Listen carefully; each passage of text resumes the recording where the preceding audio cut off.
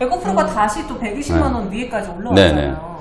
근데 이제 시장 전체적으로 봤을 때는 이게 에코프로가 오르는 게 에코프로를 갖고 있는 분들 입장에서는 이제 좋지만 없죠, 우리 셋 다. 나는 소외됐어. 그러니까 에코프로 마냥 반갑지. 그렇죠. 없는 분들은 사람이니까. 사실 에코프로 때문에 코스닥 지수는 올라가는데 종목들은 오히려 좀 빠지니까 오늘 코스닥 하락 종목이 한 1000개, 맞아요. 한 940개 정도 됐을 거예요. 코스피도 거의 한 500개 가까이 하락했거든요. 그러니까 이제 한 지수만 올라가는 이제 그런 분위기여서 에코프로 이제 보유하신 분들 제외하고 나머지 분들은 이제 조금 또 실망스러운 이제 분위기였고, 이제 에코프로가 120만 원 이제 뚫었기 때문에 이게 이제 계속 갈지도 문제거든요. 네. 근데 갈 것 같아요, 어때요? 뭐 더 올라갈 수 있을 것 같아요. 얘기하지. 더 올라갈 수는 있을 것 같아요. 근데 왜냐면 확실히 지지선을 좀 잡은 그렇죠. 이제 100만 원 초반이 몇 번 이제 깨질랑 말랑 했었는데 그 자리가 안 깨지고 이제 반등이 자꾸 들어오고 있잖아요. 그래서 에코프로 같은 경우에는 워낙에 이제 국민 주식이기도 하고 MSCI 이제 편입이 확정이 됐잖아요. 그러니까 얼마 전에 편입하겠다라는 게 확정이 된 거고, 네. 종목이 이제 편출입은 8월 말에 진행이 되기 때문에 이제 한 일주일 정도 남았잖아요. 그 기간 동안에 만약에 포지션이 이제 부족한 외국계 창구든 8월 말까지는 이제 매수세가 좀 들어올 수 있다는 거죠. 그래서 오늘 이제 120만 원 뚫었으니까 한 100, 최고가가 한 150만 원 정도였잖아요. 네. 그러니까 그 박스권 안에서 에코프로 그룹주들은 조금 움직일 수도 있지 않을까. 그러니까 오히려 저는 어제도 LNF는 그냥 팔고 어차피 들고 갈 거면 에코프로나 에코프로 BM을 사는 게 좀 맞다라고 의견을 좀 드렸었는데, 나는 LNF를 사실 후발주로 되게 많이 기대하고 그쵸. 샀었는데 맞아요. 정현 씨 같이 개인 투자자분들이 LNF 사신 분들이 되게 많아요. 그럴 것 같아요. 왜냐면 똑같이 에코프로나 LNF가 다 같이 이제 하이니켈 양극재 기업이고, 또 LNF는 테슬라하고도 장기 공급 계약도 하고 이래가지고 좋은데 왜 주가는 못 갈까? 얘는 못 갔으니까 올라갈 거다. 그리고 이제 코스피 시장으로 이제 변경 상장하면 네. 공매도도 못 할 테니까 올라갈 거다. 뭐 이런 이제 기대들을 하고 LNF를 많이 사셨는데, 저는 좀 생각이 다른 게 코스피로 변경 상장한다고 해서 뭐 내용이 바뀌는 건 아니잖아요. 그리고 LNF가 코스닥 시장에 있을 때나 이제 대장주인 거지. 그죠. 코스피로 가면 그냥 그저 그런 중대형주가 되는 거란 말이에요. 그럼 오히려 이제 우리가 뭐 뱀의 대가리가 될 거냐, 아니면 뭐 용의 꼬리가 될 거냐, 약간 이제 그런 논리로 보더라도 코스피 이전 상장하는 게 과연 주주들한테 진짜 이제 좋은 건가? 그러니까 예전 사례들이 있잖아. 코스피 이전 상장을 해서 과연 그 종목들이 잘 갔나. 그러니까 셀트리온도 이전 별로잖아요. 맞아요. 그러니까 이제 그런 모습들을 봤을 때 이전 상장 자체가 LNF 이제 주가를 올릴 만한 재료는 아니라고 보고, 그 다음에 이제 또 하나는 LNF가 아무래도 이 테슬라 쪽 익스포저가 좀 너무 크다 보니까 요새 테슬라가 가격 후려치기 엄청 세게 하고 있잖아요. 그래서 상반기 때 역대급의 판매량을 기록을 하긴 했는데 OPM 마진이 줄고 있다는 것 때문에 지금 테슬라 주가가 299달러까지 갔다가 최근에 다시 200달러 초반까지 주저앉은, 물론 오늘은 이제 한 7% 정도 반등이 들어오긴 했지만, 어쨌든 투자자들과 또 월가에서는 테슬라가 분명히 성장은 하겠지만 수익성이 이제 분명히 좀 문제가 좀 생길 거다. 이런 이제 우려들을 좀 제기하고 있고, 그럼 테슬라가 자동차를 지금 계속 싸게 만들어야 되잖아요. 그럼 방법은 전기차 만들 때 원가 비중이 가장 높은 게 뭐죠? 배터리잖아요. 그러면 전기차를 싸게 만들려면 어떻게 해야 돼요?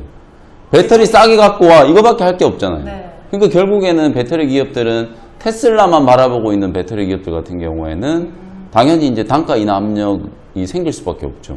덩달아서 이제 배터리 셀 기업들, 그 다음에 소재 기업들도 수익성이 이제 조금 훼손될 수 있는 그런 우려들이 있기 때문에 오히려 LNF 같은 경우에는 물론 이제 좋은 회사긴 합니다만, 네. 에코프로 그룹주하고 LNF를 선택하라고 하면 뭐 당연히 에코프로가 맞지 않을까. 그리고 지금 이 시장이 막 이제 유동성이 풍부해가지고 에코프로 BM이 올라가면 LNF도 가고 나노신소재도 가고 막 포스코 퓨처엠, 포스코 홀딩스 막 이런 애들도 다 따라 움직이는 시장이라면 모르겠는데 지금 그렇지가 않잖아요. 그렇죠. 시장 상황 자체가 아무래도 아주 좀 제한된 수급, 그리고 이제 순환매도 워낙 좀 빨리 진행되는 그런 시장 상황이다 보니까 어쨌든 종목을 이제 선택을 해야 되거든요. 반도체 종목도 한미 반도체는 가는데 다른 D램 관련 이제 장비 소재 기업들은 다 급락하고, 전기차도 오늘도 보면 에코프로나 에코프로 BM은 올라가는데 다른 애들 잘 못 올라가거든요.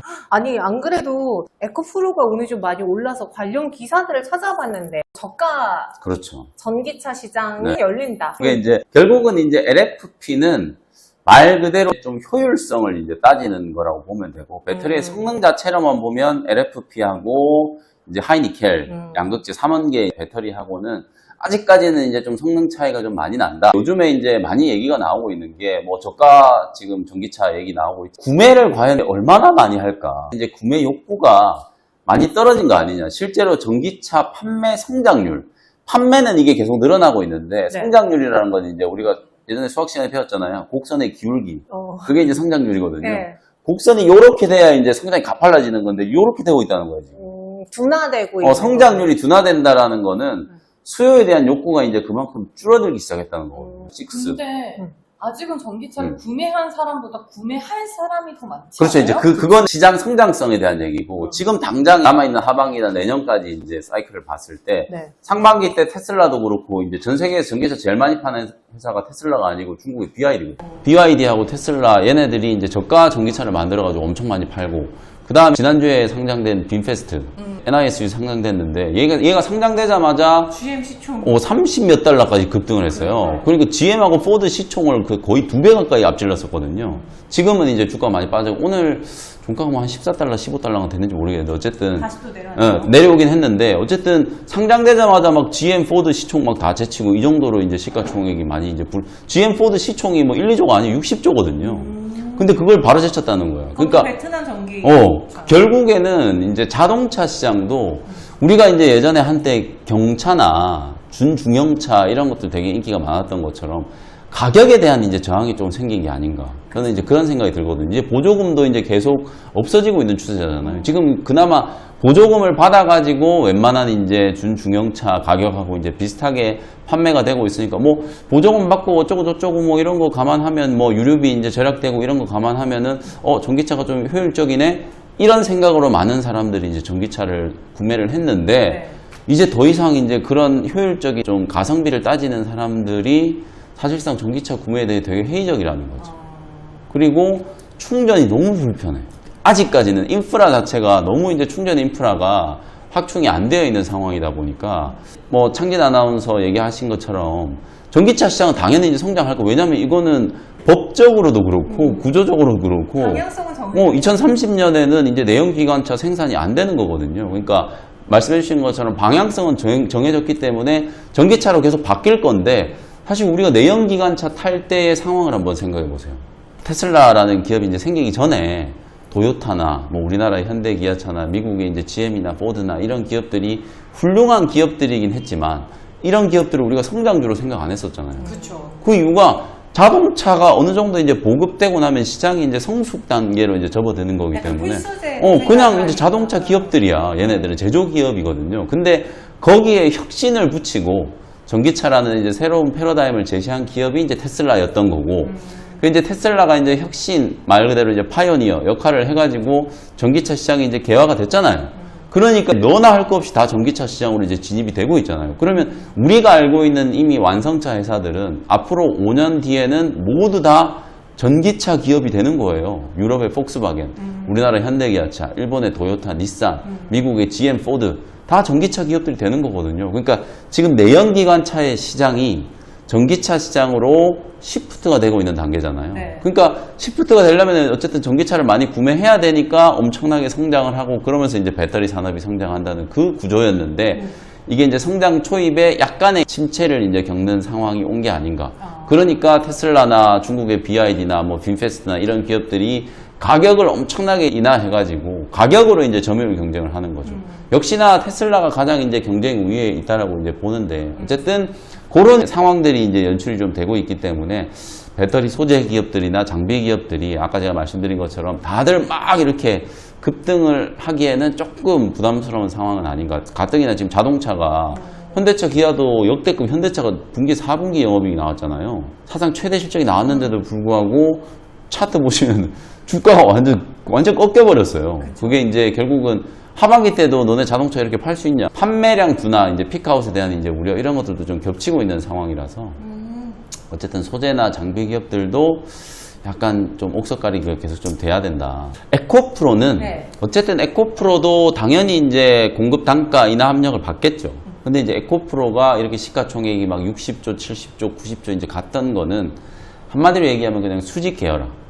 에코프로는 자체적으로 다 할 수 있잖아요. 그렇죠.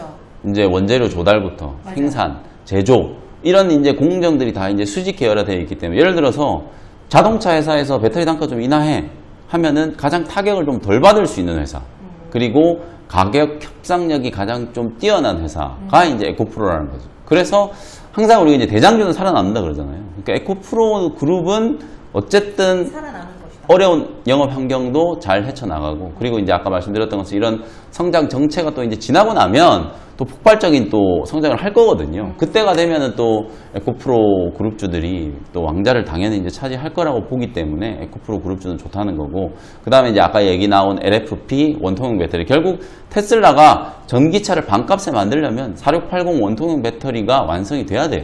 그리고 LFP 배터리 계속 이제 테슬라는 많이 쓰려고 할 거거든. 가격이 어쨌든 싸기 때문에. 그러니까 일단은 좀 모멘텀으로 봤을 때도 그런 종목들을 관심을 좀 가지는 게 좋지 않을까. 원통형 배터리 관련주랑 관련주는 뭐 있어요? 대표적인 TCC 종목? 스틸. 며칠 전에 방송에 요즘 이야기하지 TCC 않았어요? 스틸 좀 밀고 있어요. TCC 스틸이 어쨌든 삼성 SDI하고 LG 엔솔에 이제 원통형 배터리에 들어가는 니켈 도금 이제 강판 독점 공급하고 있거든요. 네. 그리고 이제 미국 진출도 이제 하고 그러다 보니까 주가도 이제 충분히 많이 조정받아가지고 어쨌든 이 원통형 배터리가 완성이 되면 테슬라가 이제 꿈꾸는 그냥 이제 배터리 탈부착 그런 이제 기능까지도 가능해질 거라고 이제 보고 TCC 스틸을 강추. 강추. 네. 에코프로랑 함께 같이 봐야 네네. 기대주로. 네. 근데 그 요즘 배터리 아저씨가 항상 말하는 게 중국 배터리 약간 그렇게 과격하게 이야기하잖아요. 근데 너무 이제 그거는 이제 좀 국뽕이고 아 그래요? 사실 이제 지금 판매량을 보면은 근데 솔직히 또 LG랑 걔네들도 그러니까 LG랑 삼성 이쪽 우리 국내 셀 업체들도 LFP 개발을 하고 있어요. 네. LFP 이제 양체 다 개발을 하고 있기 때문에 이제 그걸 이제 이런 거죠. 기술이라는 게 그 배터리 아저씨가 얘기하시는 논리는 그거 지금 현재 이제 삼원계 하이니켈과 LFP 아까 에너지 밀도 얘기했잖아요. 밀도가 높으면 높을수록 한 번 충전을 멀리 갈 수 있는 게 그게 핵심이거든요. 맞아요. 결국에는 그 차이가 분명히 극명해요. 그리고 이제 LFP 뭐 무겁고 뭐 이런 뭐 여러 가지 이제 장단점 또 비교해 놓은 거 있잖아요. 그거 이제 찾아보시면 다 나오는데 3원계 이제 배터리도 지금처럼 9반반 시대에 오기 전에 622, 811, 9반반 이렇게 계속 기술이 발전되어 온 거란 말이에요. 네네네. LFP나 심지어 이제 나트륨 이온 배터리 뭐 이런 얘기까지 나오고 있는 그런 애들도 계속 이제 기술 발전이 좀 될 거기 때문에 지금 현재 시점에서 놓고 봤을 때는 당연히 이제 경쟁 우위, 기술 우위가 3원계 이제 배터리라고 할 수 있지만 앞으로 5년 뒤에 10년 뒤에는 LFP 배터리도 분명히 써야 된단 말이에요. 이게 왜냐하면 시장 점유율을 봤을 때 무시할 수 없는 수준까지 지금 성장을 하고 있는 상태이기 때문에 LFP 배터리 그러니까 우리나라 배터리 기업들도 아니다라고만 얘기 못하니까 LFP 쪽 계속 이제 투자를 하는 거거든요. 그런 측면으로 이해를 하시면 될 것 같아요.